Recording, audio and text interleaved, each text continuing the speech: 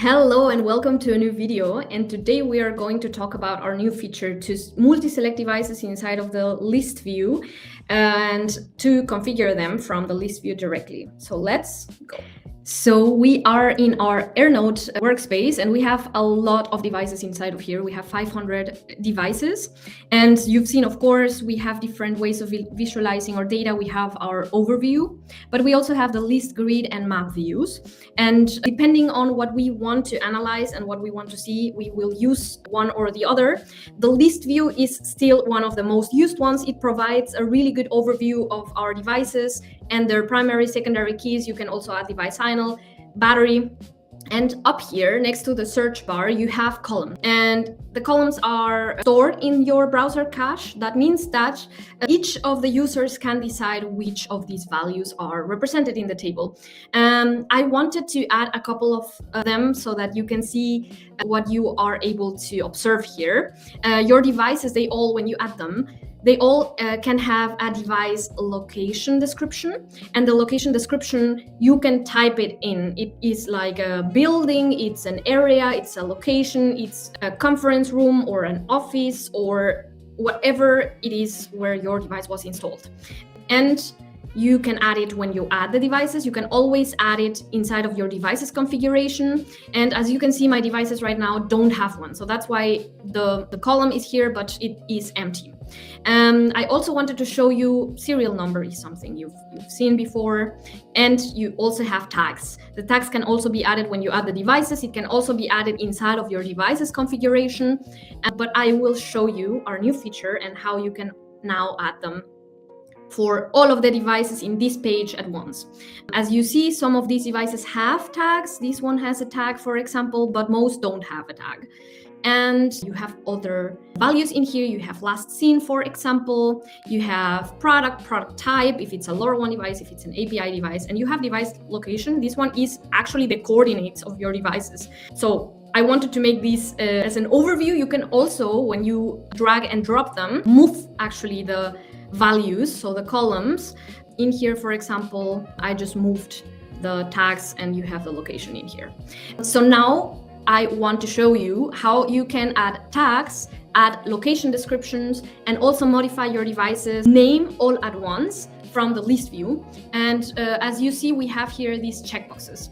The one at the top selects all of the devices at once, but you can also go ahead and select individual devices. And you directly see this blue band popping up there.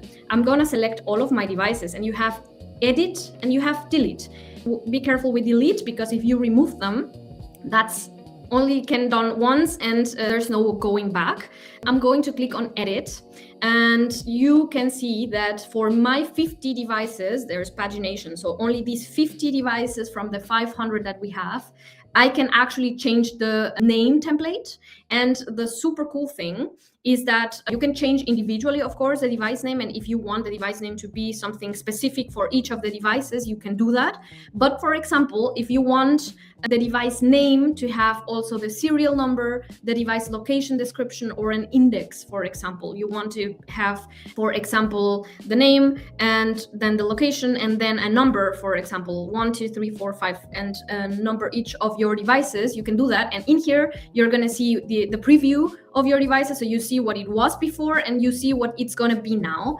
Since there's no location, of course, it's only the current name, and then the index is the 1, 2, 3, 4, 5, and so on. If I want to modify that, I can change it as well so that it has 10, 11, 12. I can change to whatever placeholders we have in here, but I can also decide what I want it to be. So let's say name, device. And so all of them are going to have the name and then device on the name, and so on. So set location for all devices. I can actually enter a corridor, for example, for all of the 50 devices in this page. Let's say they all are in the same one. If you have 5 devices in one place, 5 devices in another place, and you have to go in and select 5 devices, and you can set the location for all those 5 devices at once. And you can add or remove tags. Let's say I want them to all be in Canada, for example. I want them all to have the tag Canada, and the location for all devices be corridor, and I want to change the name. Then I'm going to go ahead and apply changes, and I will wait a little bit since of course the 50 devices are there. And as you can see now, the device name has changed. You also have the tag Canada for all of them, and you have the location corridor for all of them as well. And that's not the only thing. I'm gonna go ahead and deselect my full set of devices. And before, you needed to click on a device, go to device configuration, and inside of the configuration you could do several things. In here, change the basic details, the visual appearance, the organization and tags, add metadata, and so on. And that means that you had to do click device, click configuration, click on product and hardware, and so on. And as you can see now, when you hover over the devices, you have a pencil next to it now. So for example, let's say this device, edit device properties, I'm going to click on it.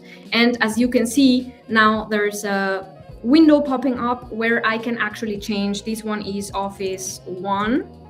And it's not in Canada, but it is in Bolivia, for example, safe. And that makes it way faster. You have less clicks and you have a better overview of your device. Now the changes are there. It's in Office 1, it's Bolivia. This makes it way easier to change tags, to change device locations, and to change device names directly from the list overview. So I really hope that you enjoyed this small tutorial of our new feature. And yeah, I hope to see you next time.